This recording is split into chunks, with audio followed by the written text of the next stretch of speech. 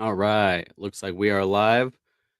Welcome back, friends, to another Bible reading video. My name is Jerry. If you're new here, if not, welcome back. So we're going to be picking up in, we're doing part 3 of 2 Samuel, and we're in chapter 9, I believe. I'm going to go ahead and share my screen. And I'm also going to let some people file in here. So if you're in the chat, say hello. I'm gonna hang out for just a minute and then we will go live. Encouraging community. Yo, how's it going? Good to see you. So I'm gonna try to wait just a minute before we get into the reading. Let some people jump in here. But yeah. Hope everybody's staying warm. I know a lot of the country got hit with some snow. We had quite a bit of snow actually here where we're at. Let me see if I think I got some photos of what it looks like here. A little view from my front window. Let's see. I don't know if I can share this to my computer. Let's try. I think I can. There we go. Accept.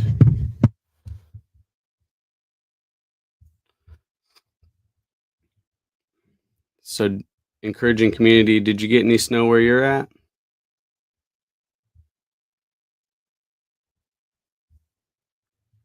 All right, let me see. I'm not seeing the right video here. Oh. Make America Pray Again. Let's see if I can share that. All right, in St. Louis, 2 rounds. Wow. Okay, yeah, definitely. I knew up in Kansas City, they got hit pretty hard, and it made its way east where y'all are at. Let's see.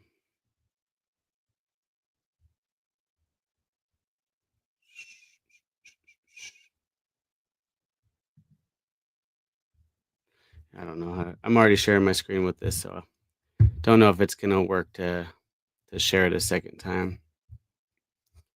But sent a link to my pops. See if he's gonna jump in here too. If you guys see Jerry Cripps in the chat, that is not me giving myself compliments and encouragement. That's my dad. I am, in fact, Jerry Jr., so Jerry Cripps in the chat would be my dad.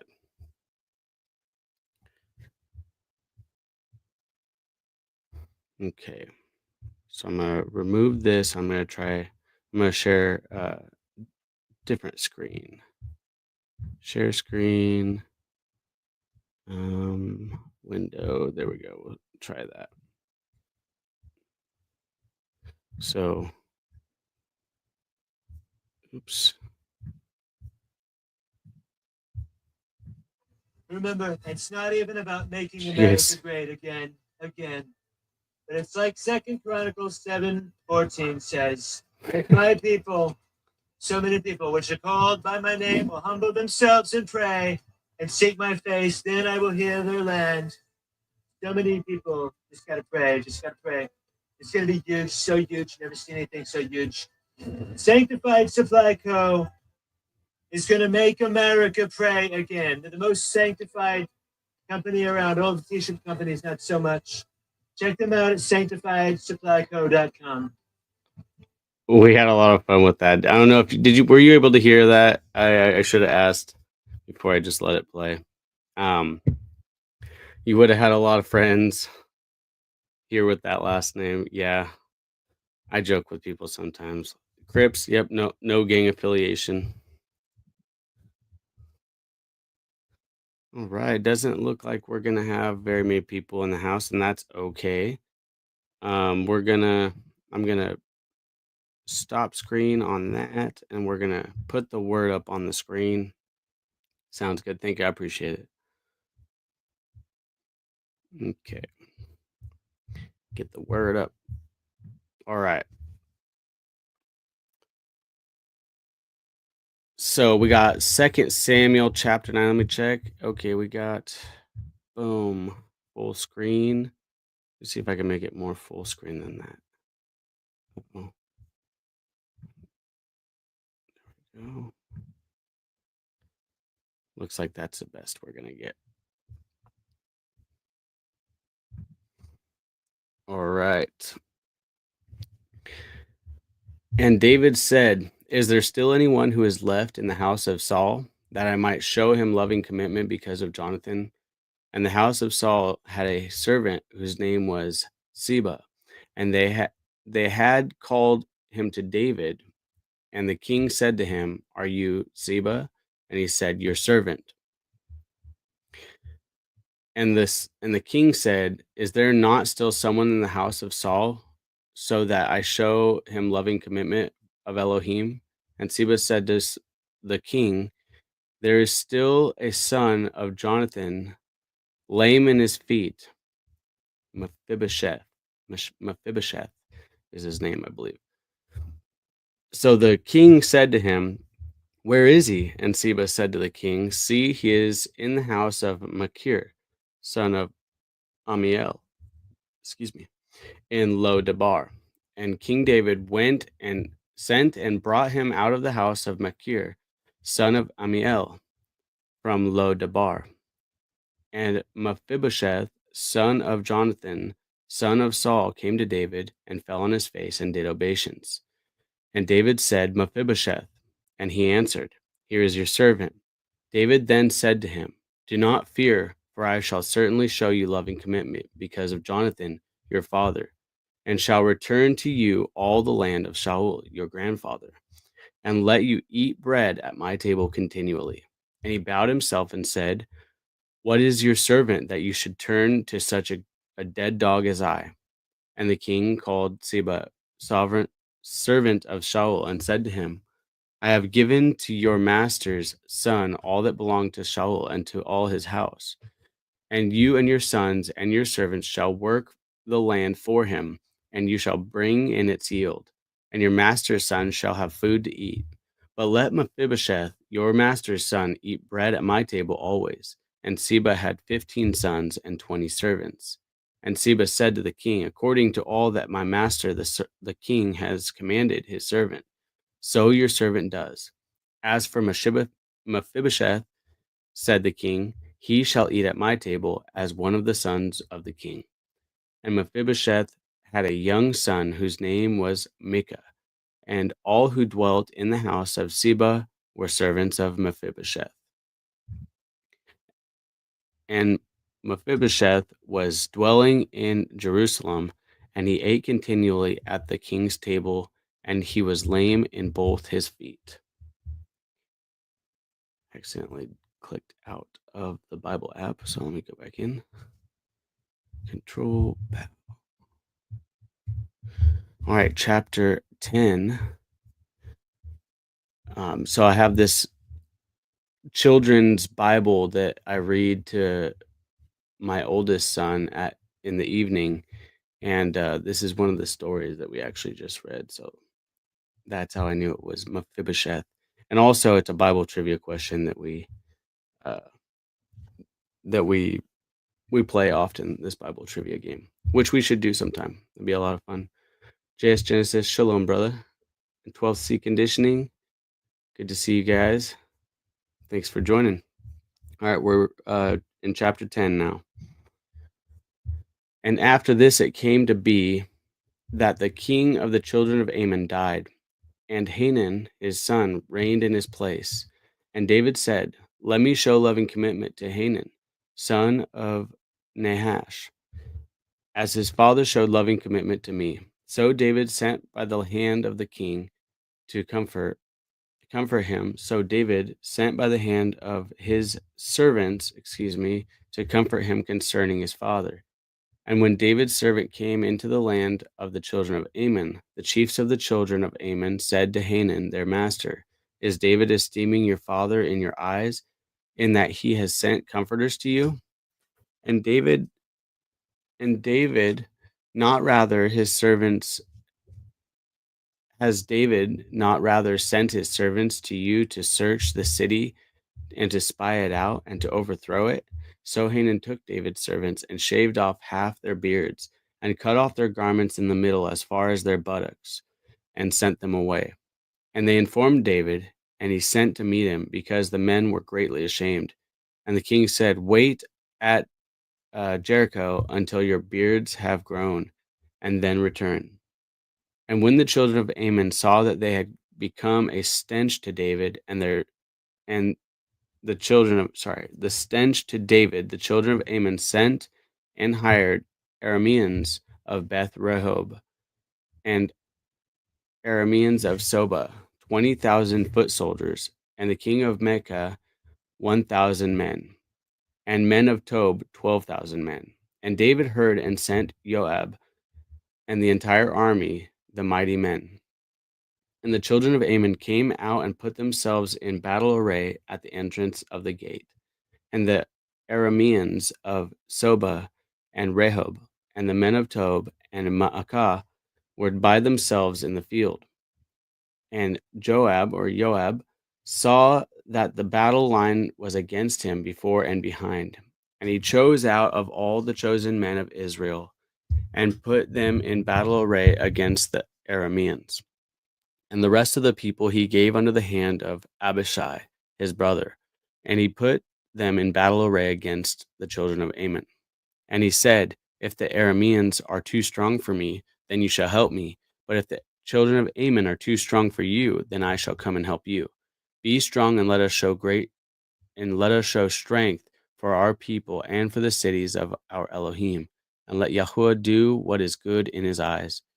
And Joab drew near, and the people with him, to battle against Aram, and they fled before him. And when the children of Ammon saw that the Arameans were fleeing, they also fled before Abishai, and went into the city. And Joab returned from the children of Ammon, and came to Jerusalem. And Aram saw that they were smitten before Israel, and they gathered together. And Hadadezer went and brought out the Arameans who were beyond the river, and they came to Halam. And Shobach, the commander of the army of Hadadezer, went before him. And it was reported to David, and he gathered all Israel and passed over the Jordan and came to Halam. And Aram set themselves in battle array against David, and they fought with him. And Aram fled before Israel, and David killed 700 charioteers and 40,000 horsemen of Aram. And he struck Shobach, commander of their army, who died there.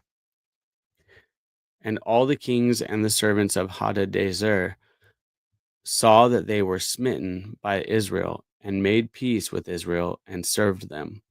And the Arameans were afraid to help the children of Ammon any more. Chapter 11. And it came to be at the turn of the year, at the time kings go out to battle, that David sent Joab his servant with him and all Israel, and they destroyed the children of Ammon and besieged Rabbah. But David remained at Jerusalem. And it came to be at evening time that David rose up from his bed and walked about on the roof of the king's house. And from the roof he saw a woman bathing, and the woman was very good to look at. And David sent and asked about the woman, and one said, Is this not Bathsheba, the daughter of Eliam, the wife of Uriah the Hittite? And David sent messengers to fetch her, and she came to him, and he lay with her, for she was cleansing herself from her uncleanness. And she returned to her house, and the woman conceived, and sent and informed David, and said, I am pregnant. And David sent to Joab, Send Uriah the Hittite to me. And Joab sent Uriah to David. And Uriah came to him, and David asked how Joab was doing, and how the people were doing, and how the fighting was going. And David said to Uriah, Go down to your house and wash your feet, And Uriah went out from the king's house, and a gift from the king followed him. But Uriah lay down at the door of the king's house with all the servants of his master, and did not go down to his house. And they informed David, saying, Uriah did not go down to his house. So David said to Uriah, Did you not come from a journey? Why did you not go down to your house? And Uriah said to David, The ark and Israel and Judah are dwelling in booths, and my master Joab and the servants of my master are encamped in the open fields. And should I go to my house to eat and drink and to lie with my wife? As you live, and as your being lives, let me not do this. And David said to Uriah, Remain here today also, and tomorrow I let you go. So Uriah remained in Jerusalem that day and the next. And David called him, and he ate and drank before him, and he made him drunk. And at evening he went out to lie on his bed with the servants of his master, but he did not go down to his house. And it came to be in the morning that David wrote a letter to Joab and sent it by the hand of Uriah. I never really realized that Uriah delivered his own death note. It's kind of crazy. Verse 15, and he wrote in the letter saying, Set Uriah in the front of the toughest battle, and you shall turn away from him, and he shall be stricken and shall die. And it came to be, as Joab watched in the city, that he appointed Uriah to the place where he knew there were brave men. And the men of the city came out and fought with Joab. And some of the people of the servants of David fell, and Uriah the Hittite died also. Verse 18, and Joab sent and reported to David all the events of the battle, and commanded the messenger, saying, When you have finished reporting all the events of the battle to the king, then it shall be, if the king's wrath rises, and he says to you, Why did you go so near to the city when you fought? Did you not know that they would shoot from the wall? Who struck Abimelech, the son of Yerubbesheth? Was it not a woman who threw an upper millstone on him from the wall, so that he died in Thebets? Why did you go near the wall? Then you should say, Your servant Uriah the Hittite is also dead. And the messenger went and came and reported to David all that which Joab had sent him. And the messenger said to David, The men have been fighting against us, and came out to us in the field. But we drove them back as far as the entrance of the gate. And the archers shot from the wall at your servants, and some of the king's servants are dead, and your servant Uriah the Hittite is also dead. Excuse me. And David said to the messenger, Say to Joab, Do not let this matter be evil in your eyes, for the sword devours one as well as another. Strengthen your attack against the city and overthrow it, and strengthen him. And the wife of Uriah heard that Uriah her husband was dead, and she lamented for her husband. And when her mourning was over, David sent and brought her to his house, and she became his wife and bore him a son. But the deed that David had done was evil in the eyes of Yahuah. Yeah, no kidding, right? That was terrible. Which is another testimony of the mercy and grace of Yahuah.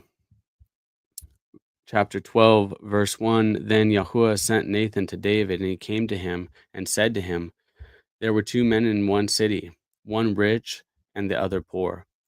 And the rich one had flocks and herds, very many, but the poor one had only one little ewe lamb, which he had brought and kept alive, and it grew up with him and with his children together. It ate of his own food and drank from his own cup, and lay in his bosom, and it was like a daughter to him.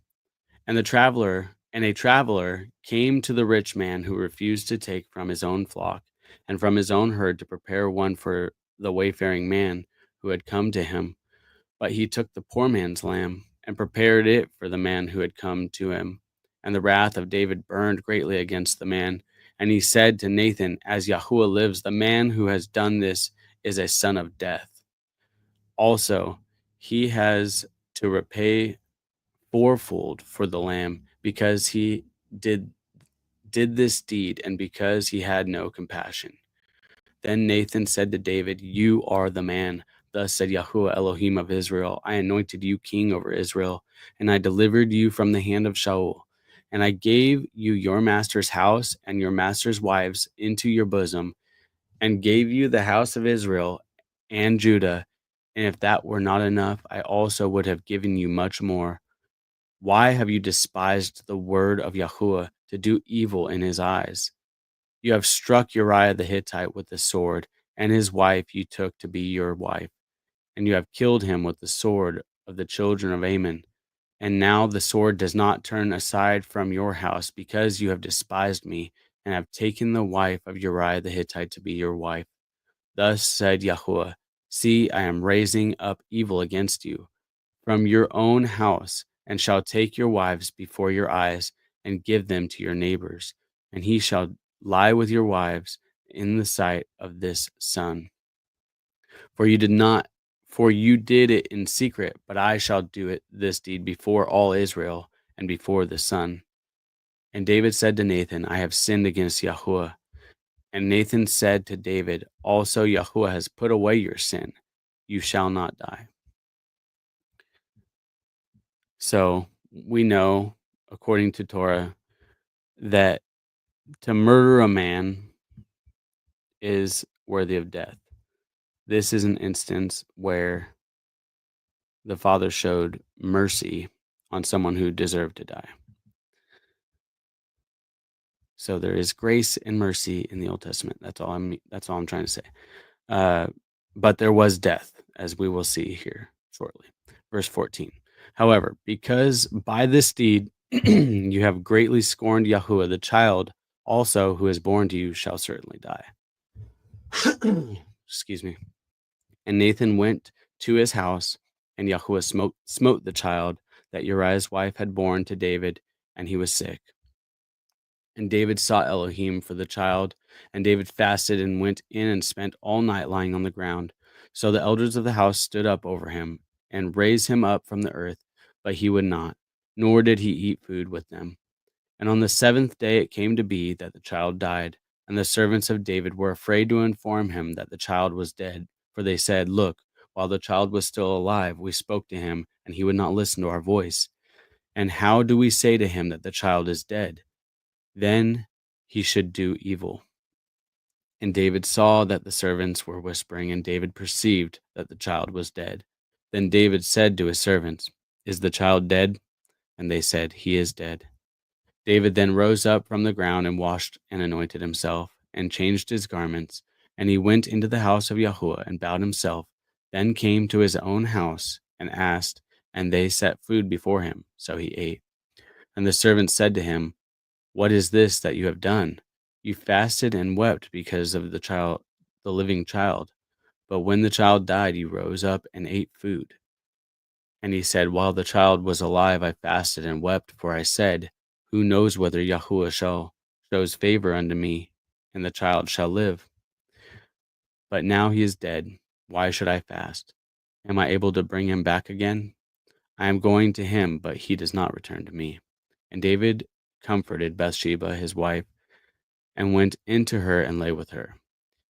So she bore a son, and he called his name Shalomo, Solomon. And Yahuah loved him, and sent by the hand of Nathan the prophet, and called his name Jedidiah, because of Yahuah. And Joab fought against Reba of the children of Ammon, and captured the royal city. And Joab sent messengers to David and said, I have fought against Reba, and have captured the city's water supply. And now gather the rest of the people together, and encamp against the city and capture it, lest I capture the city, and it be called after my name. And David gathered all the people, and went to Reba, and fought against it, and captured it. And he took their king's crown from his head, and its weight was a talent of gold, with precious stones. And it was on David's head, and he brought out the spoil of the city, a very great amount. And he brought out the people who were in it, and set them to the saw and to sharp instruments of iron and to axes of iron, and made them pass over the brickworks. And so he did with all the cities of the children of Ammon. And David and all the people returned to Jerusalem. Ooh, some heavy stuff there, folks. Hey, shalom, Dad. Jerry Cripps. You guys see my YouTube short I put up about about Judah and Judas, those being derived from the same name. Only, and I think part of why I put that up there is because there are anti-Messiah, they're anti-Christ, and they come as, well, there are many of those, but some of them are, in my opinion, tares among the wheat. So they'll look like one of us, but they're imposters. But they kind of blend in. Anyways, don't want to go on a rabbit trail. We'll get right back into the word. We'll go through the chat real quick. Brian Barnes, shalom, shalom. If David had been at the front with his men, he should have been. None of this would have ever happened. Well, he intended for that to happen so that Uriah would die. Unfortunately, it's pretty sad. Shalom, shalom. Okay, back at it, folks. Welcome. We got some new folks jumped in here. Thanks for joining. We're going to get right back into the word. All right, chapter 13. The tears do suck, Palmetto. How eloquently stated. All right. 13, chapter 13. And after this, it came to be that Absalom, son of David, son of David, had a beautiful sister whose name was Tamar. And Amnon, son of David, loved her. And Amnon was distressed, even to become sick, because of his sister Tamar. For she was a maiden, and it was hard in the eyes of Amnon to do whatever to her. And Amnon had a friend whose name was Jonabad, son of Shema, David's brother. Now Jonadab, was a very wise man, and he said to him, "Why are you, the king's son, becoming thinner day after day? Explain it to me." And Amnon said to him, "I love Tamar, my brother Absalom's sister." And Jonadab said to him, "Lie down on your bed and pretend to be sick. And when your father comes to see you, say to him, 'Please let my sister Tamar come and give me food, and make the food before my eyes so that I see it and eat it from her hand.'" And Amnon lay down and pretended to be sick. And when the king came to see him, Amnon said to the king, "Please let Tamar, my sister, come and make a couple of cakes for me before my eyes, so that I eat from her hand." And David sent to Tamar to the house, saying, "Please go to the house of your brother Amnon and make food for him." So Tamar went to her brother Amnon's house while he was lying down, and she took dough and kneaded it, and made cakes before his eyes, and baked the cakes. And she took the pan and turned them out before him, and he refused to eat. And Amnon said, "Make everyone go away from me." And they all went out from him.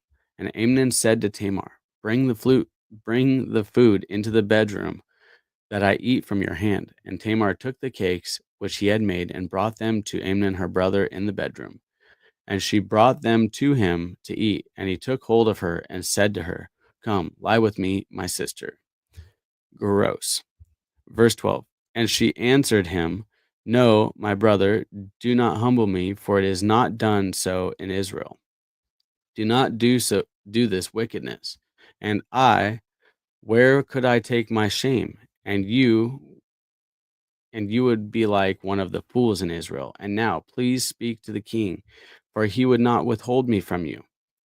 But he would not listen to her voice, and being stronger than she, he humbled her and lay with her. Amnon then hated her exceedingly, so that the hatred which he hated her was greater than the love with which he had loved her. And Amnon said to her, Arise, go. And she said to him, No, for this evil of sending me away is worse than the other you have done to me.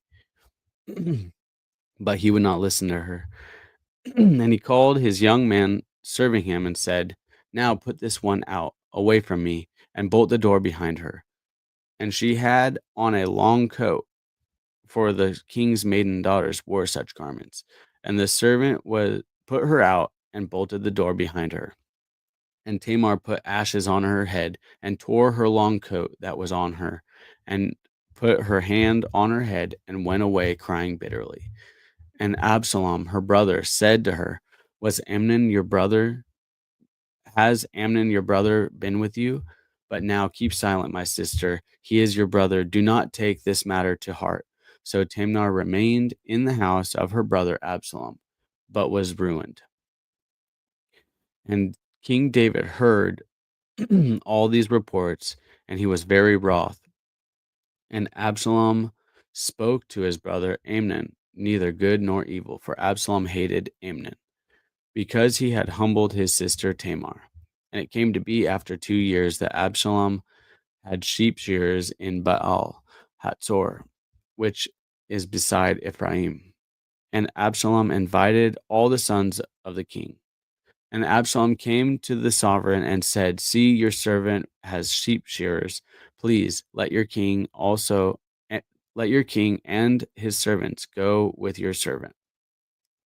But the king said to Absalom, No, my son, let us not all go now, lest we be too heavy on you. And he urged him, but he would not go. And he blessed him. And Absalom said, If not, please let my brother Amnon go with us. And the king said to him, Why should he go with you? And Absalom urged him. So he let Amnon and all the sons of the king go with him.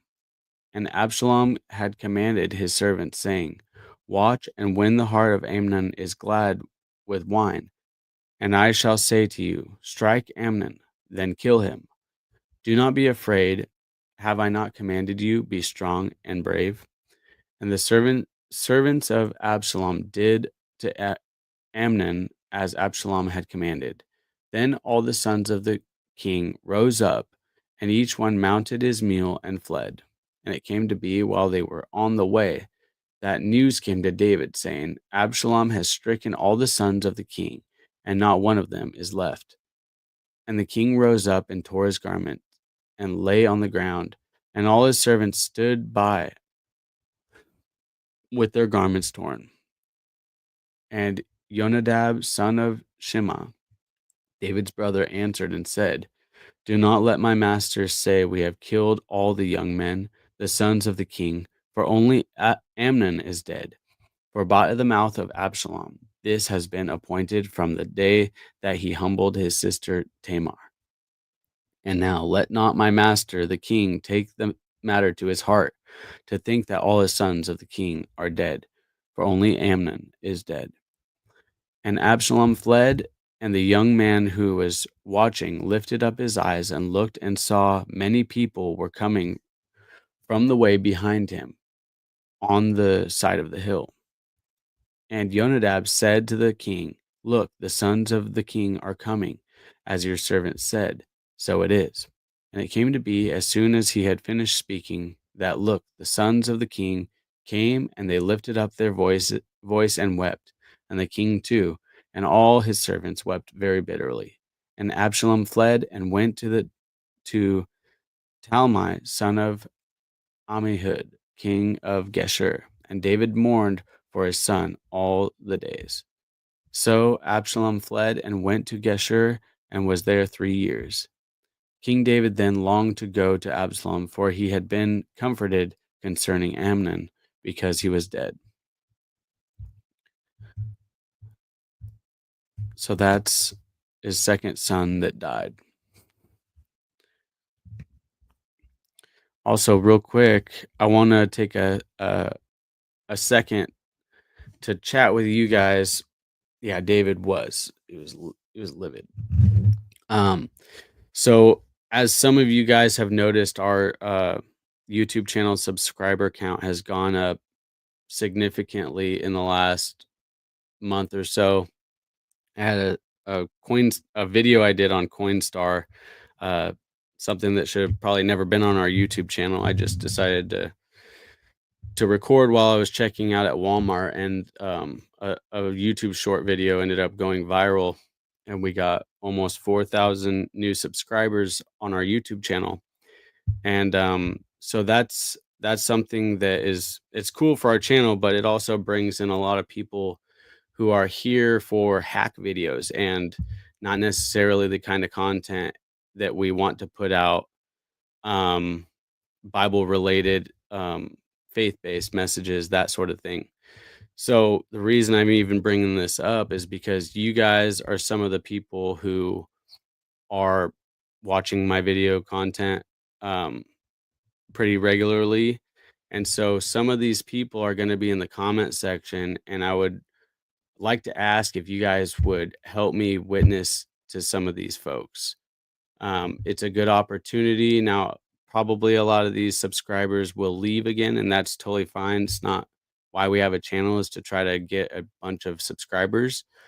But I do look at it as an opportunity to witness to folks that would not be on our channel otherwise if I hadn't made a stupid Coinstar video. Um, which Lucia and I were joking before I even uploaded it. She's like, "Yeah, it's not niche appropriate. We should keep the content relevant to what our channel is." And I do agree with her on that. Um, but anyways, the Father, I feel, is using that. I've had an opportunity to witness to a lot of people through that. Yeah, light on the band hammer, heavy on patience, exactly. So there's people who, I mean, there's going to be some stuff I've had to delete a lot of uh comments that were just stuff that you guys don't want to read. Nobody wants to read just vulgarity. So, but I'm pretty, um this is America, and America, unfortunately, has toes the line of more of a satanic mantra, which is "Do what thou wilt," right? Um, so I don't subscribe to that, but I do like to embrace our ability to say things, to have opinions that are contradicting to, um, you know, the the echo chamber. I don't do echo chamber stuff.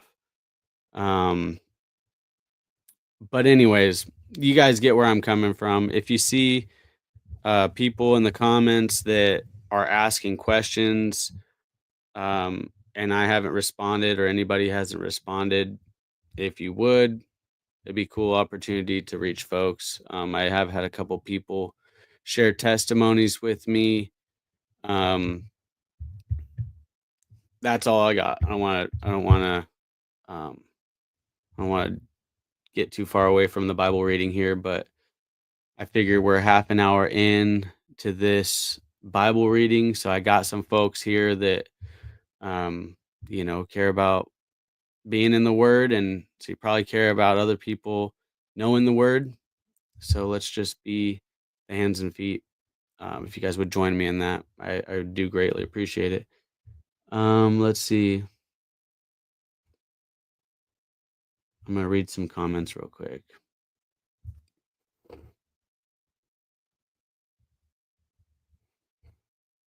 We got Palmetto.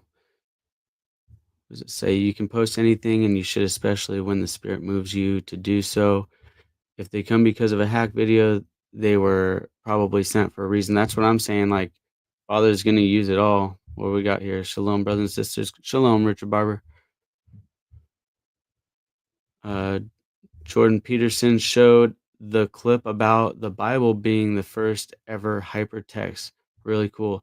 Yeah, Jordan Peterson, he's waking up. I think he's got a good foot in the door, but I think I'm nobody to judge Jordan Peterson. He's a very smart guy.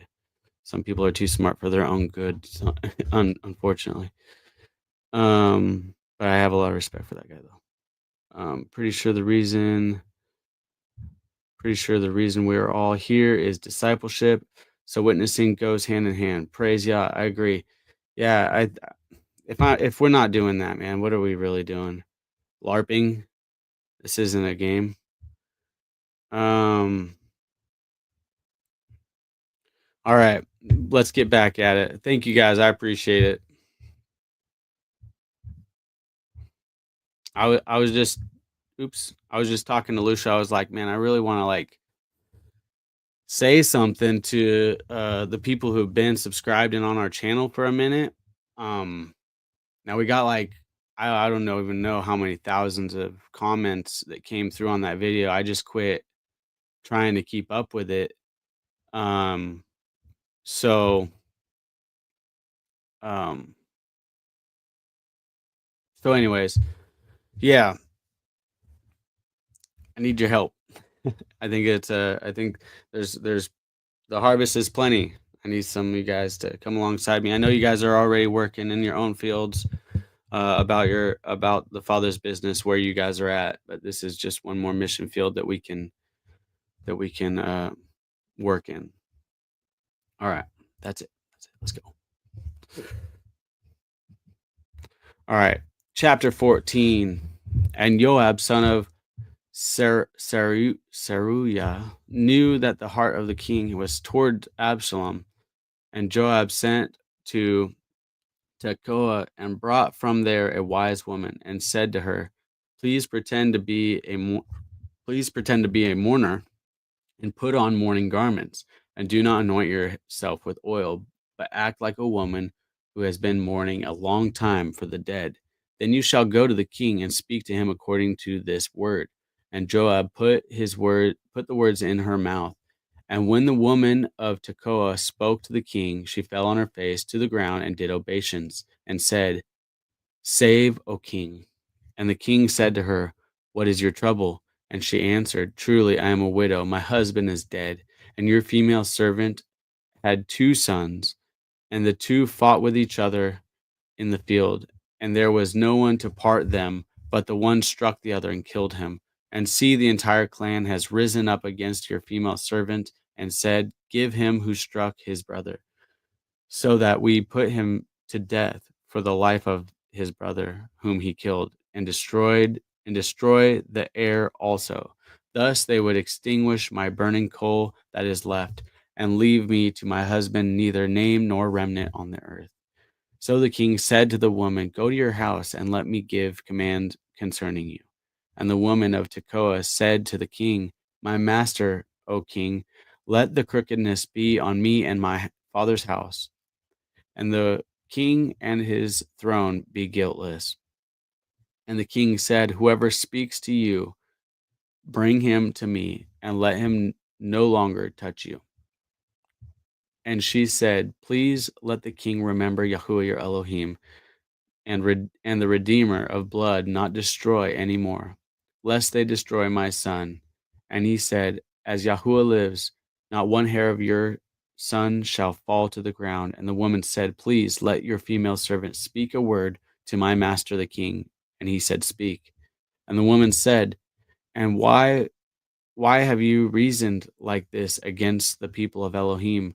For in speaking this word, the king is as one who is guilty, in that the king does not bring his outcast one home again. For we shall certainly die and become like water spilled on the ground, which is not gathered up again. Yet Elohim does not take away a life, but shall devise ways so that his outcast ones are not cast out from him. And now I have come to speak this word to my master the king, because the people have made me afraid. And your female servant said, 'Please let me speak to the king.' It could be that the king does what the female servant asks, for the king has listened to deliver his female servant from the hand of the man seeking to destroy me and my son together from the inheritance of Elohim." Then your female servant said, "Please let the word of my master, the king, be comforting, for my master the king is as the messenger of Elohim." in discerning the good and evil, and Yahuah your Elohim is with you. And the king answered and said to the woman, Please do not hide from me the matter that I am asking you. And the woman said, Please let my master the king speak. And the king said, Is the hand of Joab with you in all this? And the woman answered and said, As your being lives, my master the king, no one turns to the right or to the left from all that my master the king has spoken. For your servant Joab commanded me, and he put all these words in my mouth, in the mouth of your female servant. Your servant Joab has done this to change the appearance of the matter. But my master is wise according to the wisdom of a messenger of Elohim, to know all that is on the earth. And the king said to Joab, See now, you shall do this matter, and go bring back the young man Absalom. And Joab fell to the ground on his face and did obeisance, and blessed the king. And Joab said, Today your servant knows that I have found favor in your eyes, my master, O king, and that the king has done the word of his servant. And Joab rose up and went to Geshur and brought Absalom to Jerusalem. And the son said, Let him return to his own house, but do not let him see my face. And Absalom went to his own house and did not see the king's face. And in all Israel there was no one who was praised as much as Absalom for his handsomeness. From the sole of his foot to the crown of his head there was no blemish in it. And when he cut the hair of his head, it was at every year's end that he cut it, because it was heavy on him. When he cut it, he weighed the hair of his head at 200 shekels by the king's weight. And to Absalom were born 3 sons and 1 daughter, whose name was Tamar. She was a woman of beautiful appearance. And Absalom dwelt in Jerusalem 2 years, and he had not seen the king's face. And Absalom sent for Joab to send him to the king, but he would not come to him. And he sent him the second time, but he would not come. And he sent to his servant, See, Joab's field is near mine, and he has barley there. Go and set it on fire. And Absalom's servant set the field on fire. Then Joab rose up and came to the house of Absalom and said to him, Why have your servant set my field on fire? And Absalom said to Joab, Look, I sent to you, saying, Come here, so that I send you to the king, to say, Why have I come to Geshur? It was good for me while I was there, and now let me see the king's face. And if there is any crookedness in me, then you shall put me to death. Joab then sent to the king and informed him, and he called for Absalom, and he came to the king and bowed himself on his face to the ground before the king. Then the king kissed Absalom. I don't know why I refuse to say sovereign. I just don't like the word, I guess. All right.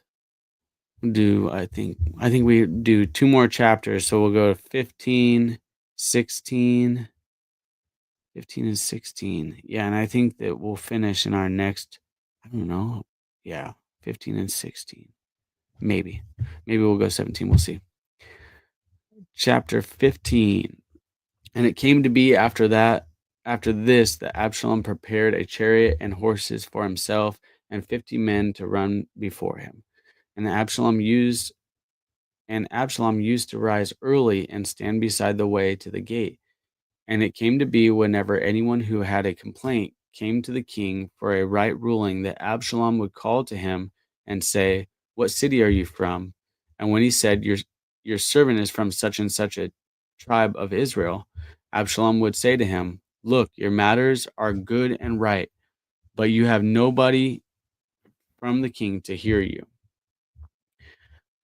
And Absalom would say, Oh, that I were made judge in the land, and everyone who has any complaint or case would come to me, and I shall let right be done to him. And it came to be, whenever anyone came near him to bow down to him, that he would put out his hand and take hold of him and kiss him. And Absalom did this to all Israel who came to the king for right ruling. And Absalom stole the heart of the men of Israel. And it came to be at the end of 40 years that Absalom said to the king, "Please let me go to Hebron and pay the vow which I have vowed to Yahuah. For your servant vowed a vow while I dwelt at Geshur in Aram, saying, If Yahuah indeed brings me back to Jerusalem, then I shall serve Yahuah." And the king said to him, "Go in peace." And he rose up and went to Hebron. But Absalom sent spies throughout all the tribes of Israel, saying, "As soon as you hear the voice of the shofar, then you shall say, Absalom is king in Hebron." And with Absalom went 200 men from Jerusalem who were invited, and they were along unsuspectingly. And they went along unsuspectingly and did not know the matter at all. Absalom also sent for Ahithophel, the Gilonite, counselor of David, from his city from Gilo. While he slaughtered slaughterings, it came to be that the conspiracy became potent, for the people with Absalom kept increasing. Then a messenger came to David, saying, "The hearts of the men of Israel are with Absalom." And David said to all his servants who were with him at Jerusalem, "Rise up and let us flee, for none of us shall escape from Absalom. Go in haste, lest he overtake us quickly and bring evil upon us, and strike the city with the edge of the sword." And the king's servant said to the king, "Look, your servants shall do according to all my master the king chooses." According to all my master the king chooses. And the king went out, and all his household at his feet. But the king left 10 women, concubines, who look after the house, to look after the house. So the king went out, and all the people at his feet, and they stood still at the last house.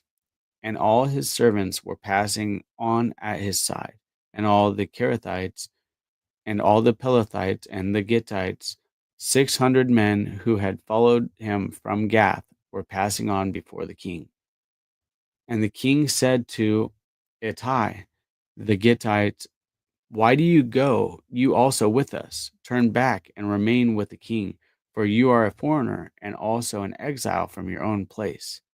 You came yesterday, and should I today make you wander up and down with us when I am going wherever I am going?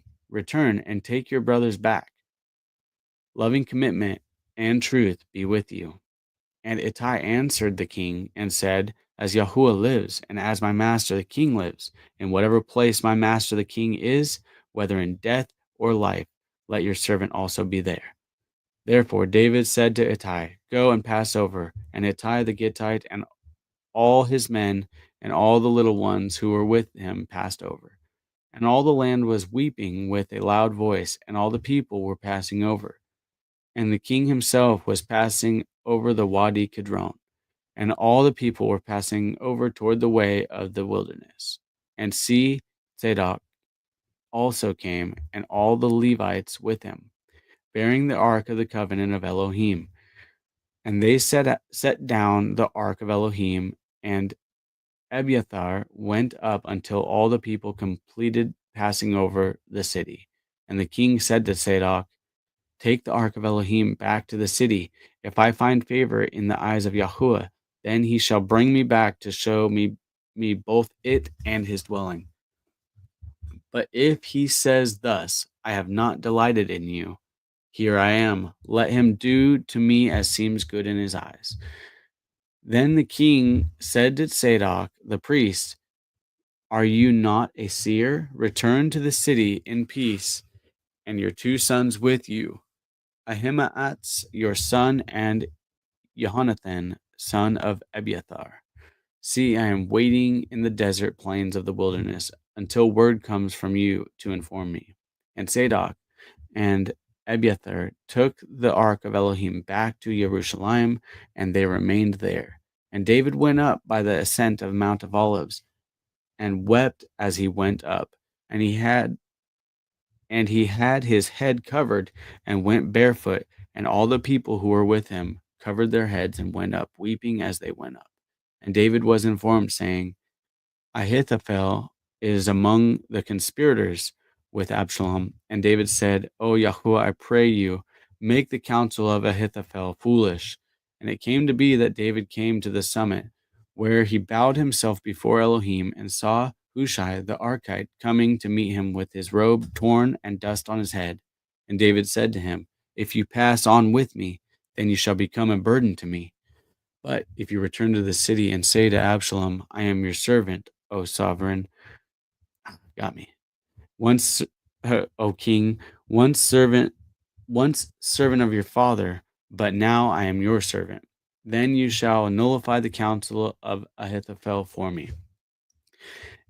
And are not Zadok and Abiathar the priests with you there? And it shall be that every matter you hear from the king's house, you should report to Zadok and Abiathar the priests. See there with them are their two sons, Ahimaaz, Zadok's son, and Jehonathan, Abiathar's son. And by them you shall send me every matter you hear. And Hushai, David's friend, went into the city, and Absalom came into Jerusalem. And David had passed on a little from the summit, and saw Ziba, the servant of Mephibosheth, who met him with a couple of saddled donkeys, and on them 200 loaves, and 100 cakes of raisins, and 100 summer fruit, and a skin of wine. And the king said to Ziba, Why do you have these? And Ziba said, The donkeys are for the king's household to ride on, and the bread and summer fruit for the young men to eat, and the wine for the wearied to drink in the wilderness. And the king said, And where is the son of your master? And Ziba said to the king, See, he remains in Jerusalem, for he said, Today the house of Israel is going to return the reign of my father to me. And the king said to Ziba, See, all that belongs to Mephibosheth is yours. And Ziba said, I have bowed myself. Let me find favor in your eyes, my master, O king. And when King David came to Bahurim and saw a man from the clan of the house of Shaul, whose name was Shimei, son of Gera, coming from there, he came out cursing as he came. And he pelted with stones David and all the servants of King David, and all the people and all the mighty men were on his right and on his left. And this is what Shimei said as he cursed, get out, O man of blood, and man of Belial. Yahuah has brought upon you all the blood of the house of Shaul, in whose place you have reigned, and Yahuah has given the reign into the hand of Absalom, your son. And see, you are in your own evil, for you are a man of blood. And Abishai, son of Saruiah, said to the king, Why should this dead dog curse my master the king? Please, let me pass over and take off his head. And the king said, What have I to do with you, O son of Zeruiah? For let him curse, even because Yahuah has said to him, Curse David. And who should say, Why did you do that? And David said to Abishai and all his servants, See how my son who came from my own body seeks my life, and how much more now this Benjamite. Leave him alone and let him curse, for Yahuah has spoken to him. If so be Yahuah does look on my affliction, and Yahuah shall return good to me for this cursing today. And as David and his men went in the way, Shimei walked alongside him on the hillside and cursed as he went, and threw stones at him and kicked up dust. And the king and all the people who were with him became weary, and they refreshed themselves there. And Absalom and all the people of the men of Israel came to Jerusalem, and Ahithophel was with him. And it came to be when Hushai the Archite, the friend of David, had come to Absalom, that Hushai said to Absalom, "Let the king live, let the king live." And Absalom said to Hushai, "Is this your loving commitment to your friend? Why did you not go with your friend?" And Hushai said to Absalom, "No, I am for the one whom Yahuah, no, I am for the one whom Yahuah and this people and all the men of Israel have chosen, and with him I remain. And besides, whom should I serve? Should it not be before his son? As I have served before your father, so I am before you." And Absalom said to Ahithophel, so that's what David told him to say. And Absalom said to Ahithophel, "Give your advice. What should we do?" And Ahithophel said to Absalom, "Go into your father's concubines, whom he has left to look after his house, and all Israel shall hear that you have made yourself a stench to your father, and the hands of all who are with you shall be strong." So they pitched a tent for Absalom on the top of the house, and Absalom went into his father's concubines before the eyes of all Israel. Now the advice of Ahithophel gave in those days was as if one had inquired at the word of Elohim. So was all the advice of Ahithophel both to David and Absalom. Chapter 17. And Ahithophel said to Absalom, "Please, let me choose 12,000 men, and let me arise and pursue David tonight, and come upon him while he is weary and weak, and I shall make him afraid, and all the people who are with him shall flee, and I shall strike the king alone, and bring back all the people to you when all return except the man whom you seek. All the people should be at peace." And the saying pleased Absalom and all the elders of Israel. But Absalom said, "Now call Hushai the Archite also, and let us hear what he says too." And Hushai came to Absalom, and Absalom spoke to him, saying, "Ahithophel has spoken according to this word. Should we do as he says? If not, speak up." And Hushai said to Absalom, "The advice that Ahithophel has given is not good at this time." And Hushai said, "You know your father and his men, that they are mighty men, and they are as bitter in being as a bear robbed of her cubs in the field. And your father is a man of battle, and would not spend the night with the people.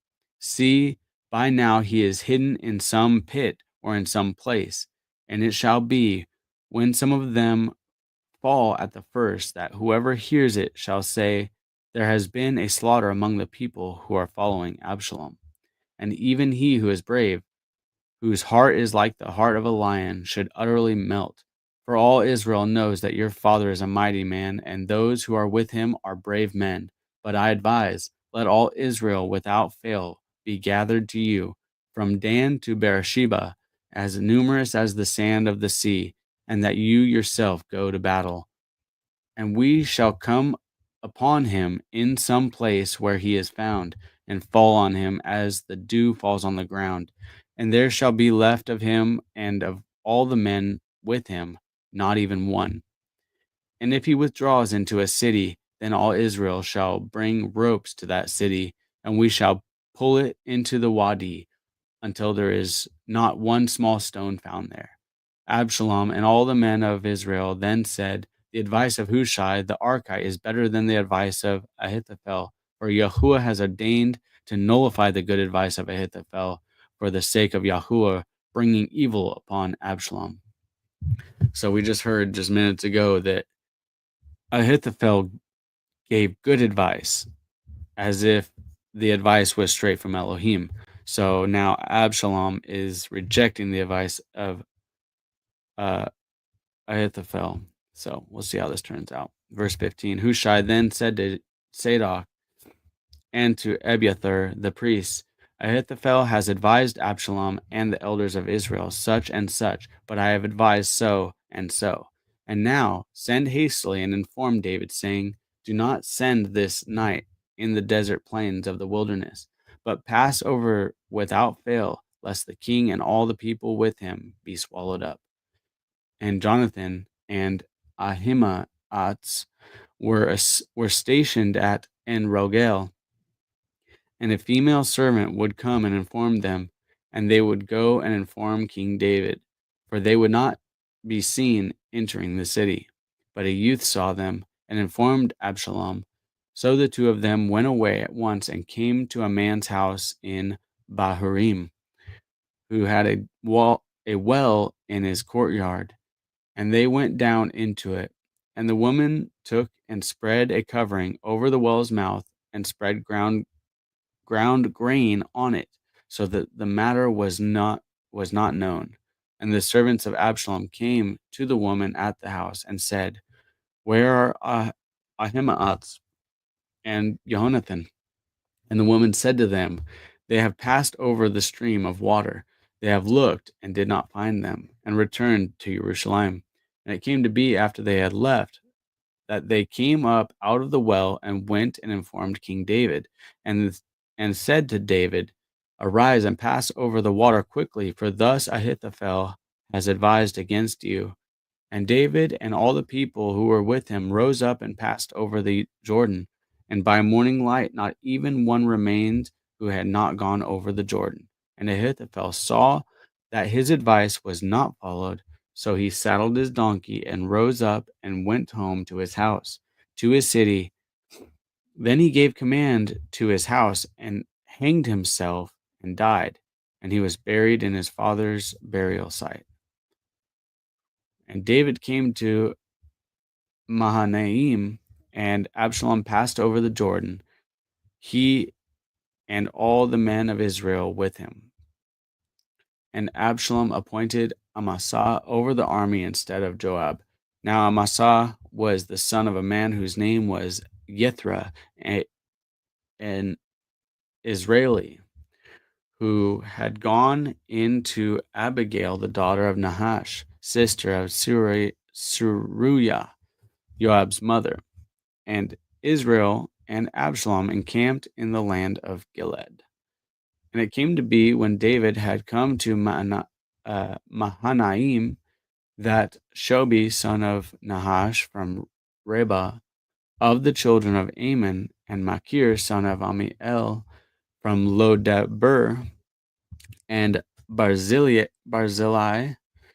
the Gileadite from Rogalim, brought beds and basins, and earthen vessels, and wheat and barley and flour, and roasted grain and beans and lentils and parched vegetables, and honey and curds and sheep and cheese of the herd for David and the people who were with him to eat.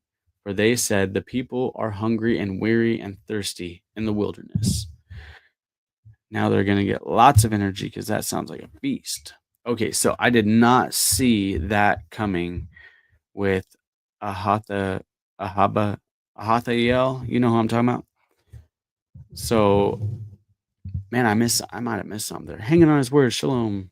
Good to see you, brother. I'm gonna pull that back up actually real quick and go back one chapter. So Ahithophel.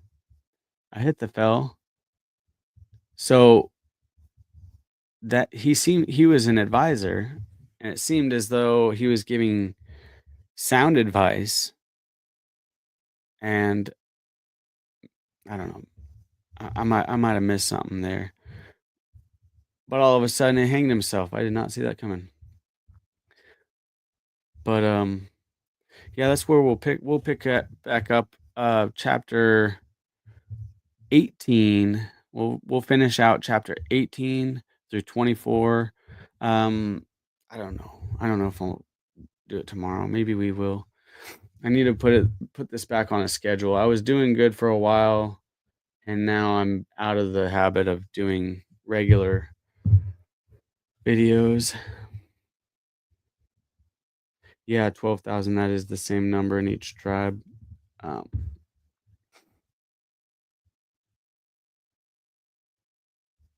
What did you do, Lush? Lush says she did something. I don't know what it is. You're very welcome. Thanks, Richard Barber, for hanging out.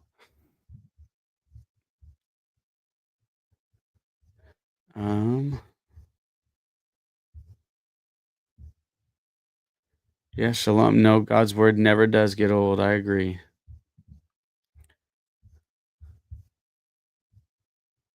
I'm going to go back in the chat a little bit and kind of see what y'all have been chatting about.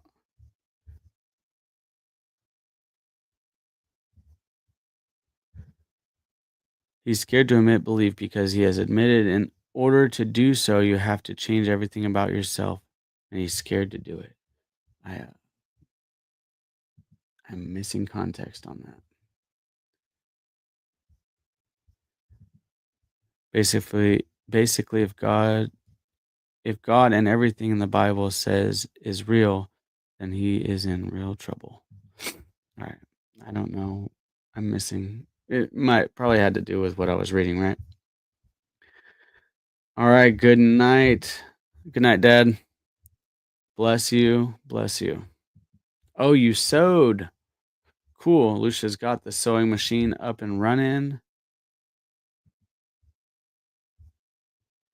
Absolutely. Bless you. Thanks for being here. We love you. Lucia the cobbler. Yes, it is. It's a cobbler sewing machine. Did she put that in the chat? It is a cobbler sewing machine. It's actually for sewing shoes, but we bought it so that we could stitch the leather patches on our hats. They are adhesive. We've been doing here, I'll grab one of the patches. They're just right here.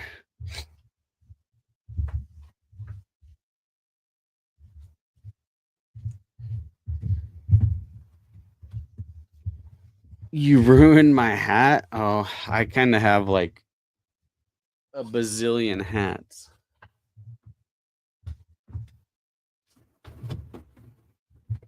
In fact, I got a bunch of them right here that I'm going to be bringing to the fellowship to see if anybody wants them. I literally just have, this one only has the Shema on it, but these are only two that were ever made with the embroidery. It's not the best embroidery job done there, but hopefully one day we'll get an embroidery machine.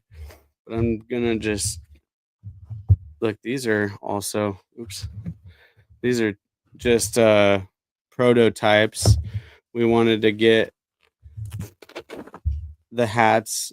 We want to get our logo embossed right here, and that way we can also sell leather or Velcro patches, and then people can have whatever design they want on their hat. It's not an original concept. We got the idea from Vortex. Vortex does that with their hats, the optic manufacturer, and then we got these for the, we got a lot of friends that are into hip hop, and this is kind of like more streetwear style. So we had to add one of those to the lineup. But anyways, I don't know why I just started showing you guys all this, but this is these patches heat apply.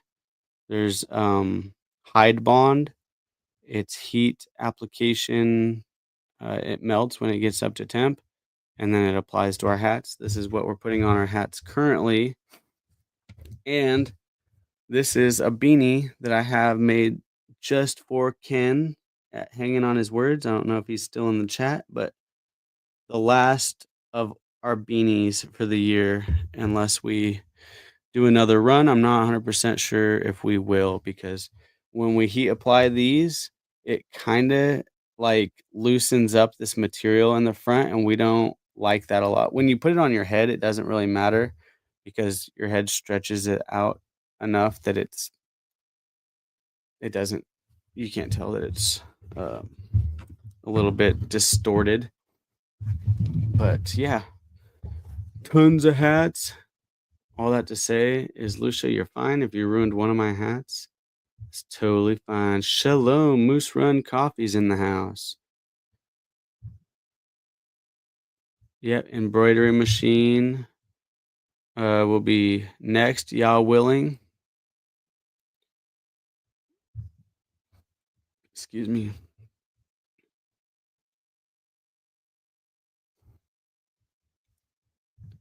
What's that? Can we have an appeal to heaven Shema hat?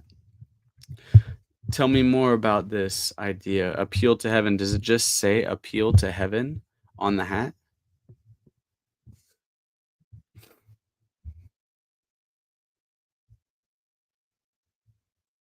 I do have your address, and if there's, I mean, you guys are welcome.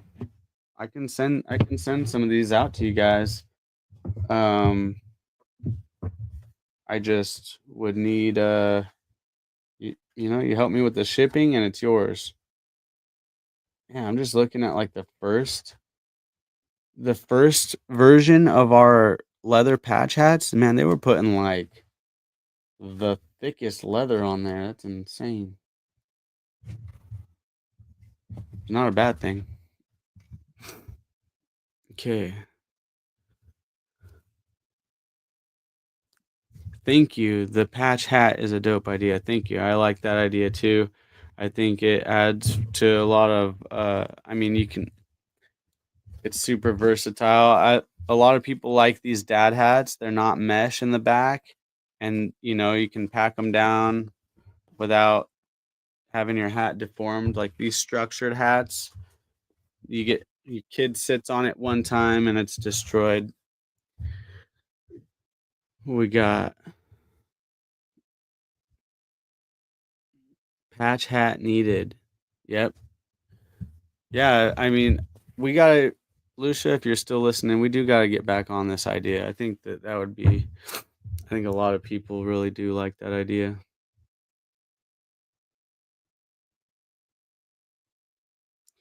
Anything other than camo that don't have the netting on the back? Not right now. We've done them in the back. We've done them in the past. We just haven't got a run of new hats. It's not hard to do though. Now that we can make our own hats like with these. I'll turn it around. It's not the best view over there, but my hat press is right there. So we can press other hats. I'll do a run of some hats without the mesh backing. Um we'll do that soon, but I'll put that on my calendar, on my list.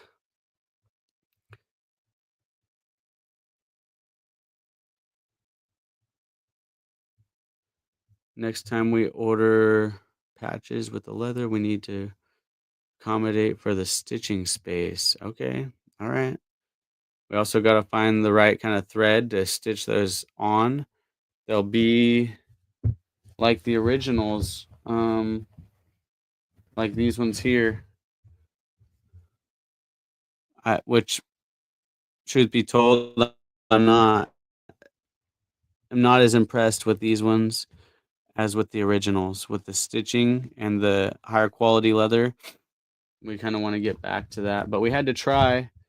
We want to do as much of it ourselves as we can. We'd like to have control over our quality and production and that sort of thing. It was my gray one. That's all right. You don't like the gray hat anyways. Email a link for for what you're talking about. Yes, awesome. But doesn't that cost you money because it's product? You mean to give these hats away? Yeah. I've definitely put money into all these products, but these hats are hats. Well, this one's brand new. So some of them are brand new. Like these two are brand new, but they're prototypes. So I don't actually have, there's not a product on our website. But yeah, I like to give, and If you're the Moshe that comes to fellowship with us, come to the on the 19th. We're gonna be doing like a market thing, and I'm gonna bring all these hats and stuff. Not all of them. You guys send me an email. Like I said, if you cover the shipping, I'll send it to you. I don't mind sending you guys stuff. The loyal viewers that hung out to the end of the Bible reading, for sure. Lucia's all over this chat. I like the thicker leather, but not. And the dad hat is not as comfortable. Yeah, true. We do like to give back when we can. I only wear dad hats, Lucia says. What was that? I'm late. Late reading all this, so I might have to just skip ahead. Let's push for an embroidery machine. Just gotta make. Yeah, I get it. We'll talk about it.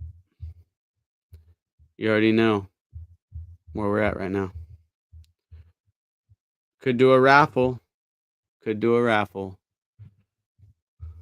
I like doing raffles. I bought a bunch of raffle tickets too. Just to do something like that. Lucia, you are hogging the chat. I'm not going to read all your messages.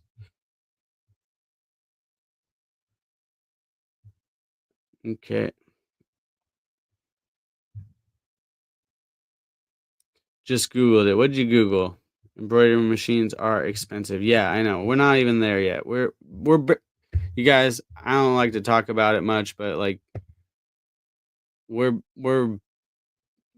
like 1 week away from me going to find a job and not do this. It's been rough. It's been really, really, really rough lately.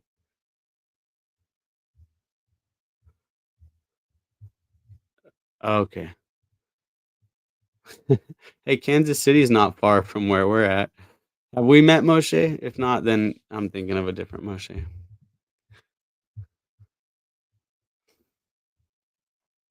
All right. Well, Red, sup? Thanks for hanging out. Thanks for popping in. But yeah, I don't mind. I gotta get. I don't even know. Oh yeah, this one. Some of them were mess ups. Like the Shema is messed up. I finally got at least it to be legible, but it's all messed up. It's not clean like it should be. So that's why this one's in there. There's like I said, nothing wrong with that one. Yeah, the hour flew by. I like to read for close to an hour, and then we can hang out and chat. And if you guys have questions or anything, I'm in the print shop. If you guys want to see anything in here, I can give you a little walk around. In fact, if you guys think of something, I'm gonna I'll pick this up best I can. It'd be nicer if it was my phone. It'd be a little bit easier. But nobody's seen my I'm not sure how this is gonna work. This is gonna be sketch. There we go. Got it. I'm gonna show you my exposure unit. I had to get a new exposure unit. I don't know, like 4 months ago or something like that. 3 months ago. My other one went out on me, and it's essential for exposing screens. So pray. You can see it there in the mirror. But this is the exposure unit. The man, I'm really bad at aiming this thing. They're Anatol Quick Light exposure unit. This is what I use to expose my screens. Set it up here if I can. Give you a little peek at this guy. So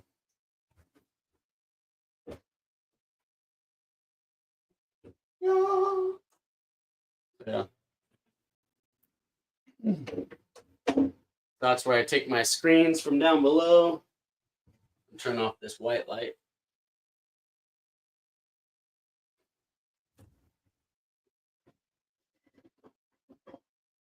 take these screens and then throw them in there to expose them.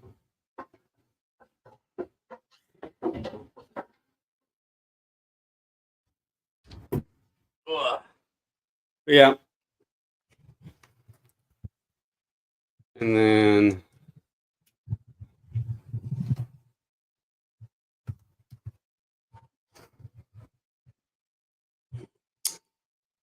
walk into the main print area.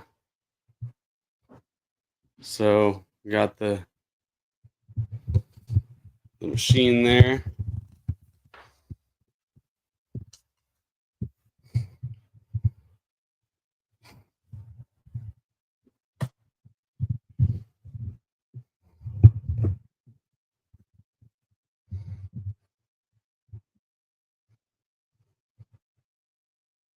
No, I'm not in Bob's Bible study signal group chat. No.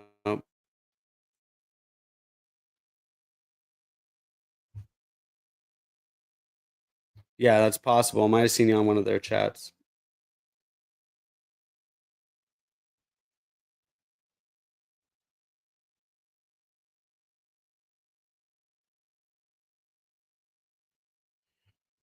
Oh, the screen printing, it took a lot of learning. It's, man, if I had known getting into screen printing how much I would need to learn, I probably would have never gone through all the learning. Um, but I'm glad I did. But it was like week after week realizing that there was a lot of different stages to this screen printing thing. And about 6 to 8 months in, I realized that I was in too deep to turn around. I had already gotten myself invested. Mama Homestead says, "Shalom, Jerry and Lucia." Shalom, Mama Homestead.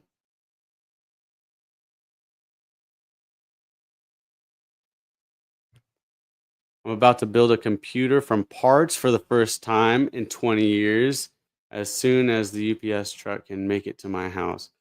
LOL. Yeah, deliveries have been delayed. At least I guess in probably many states right now. We're still covered with snow and ice here.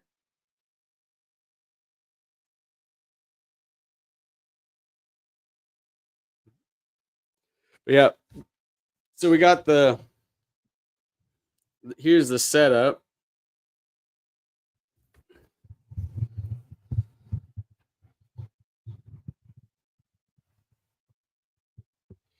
Six to 8 inches of snow plus 3 steep and bumpy dirt roads. Yeah, that's not good. Not good for the UPS driver. So right now I have the new Humble and Kind set up. I did my test prints today and then dinner was done, so I'll be back at that in the morning. That's for our t-shirt subscription. Haven't left the house since Friday. Hey, sometimes it's nice. We had to leave the house just to go into town and try to get some service because we were not just snowed in, but our phones and our internet was down for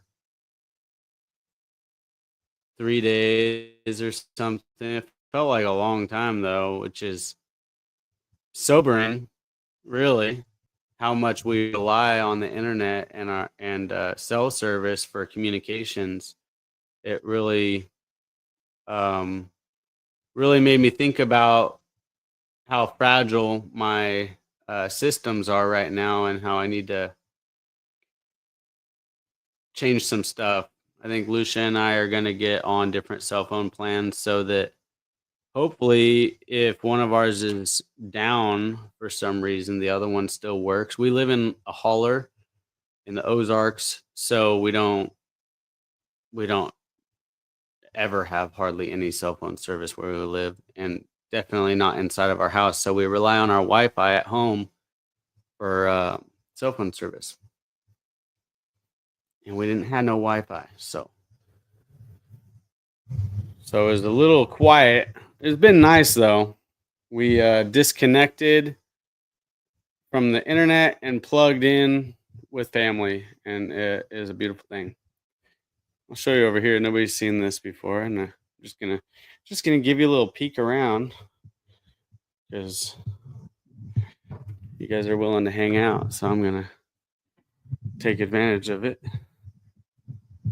So here's my my cupboard. This was the dark cabinet that I made originally before I made the bigger one. But this one has all the screens for a lot of the influencers we work with. So we got Chainbreaker. We got Farm Fresh butt nuggets we did for Zach Bauer. We got Speak Life or Speak Less for J.O. Pariah. Hanging on His Words. Got that one down here. These ones are BTTC, Back to the Covenant. That's the one that looks like Back to the Future t-shirt. And then we got, on this one, I have both Kingdom and Context t-shirt and Stupid Should Hurt. That one's Zach Bowers also. And then Michigan Munitions. We got West Blaze's No Babble t-shirt. Context Creates Comprehension. That's another Kingdom and Context shirt. And then this is the Refined shirt we did for the first month of our t-shirt subscription. And Not My Way, Yahweh, My Rock, Moses' mother did not comply. David used a rock. I use a Glock. There's our Sanctified shirt. Harvest is plenty, but the workmen are few. Come out of her, my people. And we got Messiah and the Moedim, which is, if I had to pick one t-shirt as my favorite, it's probably the Messiah and the Moedim t-shirt.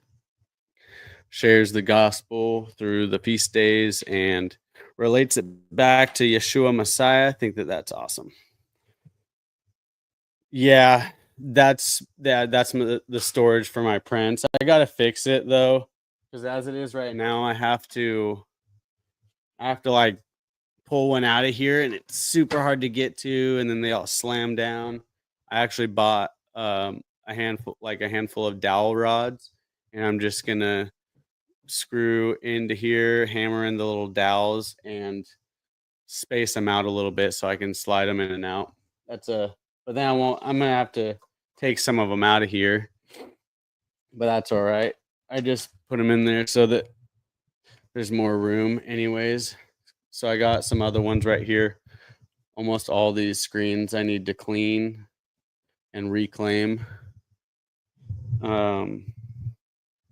which is probably my least favorite part of the process, just because I gotta be hunched over the bathtub cleaning screens.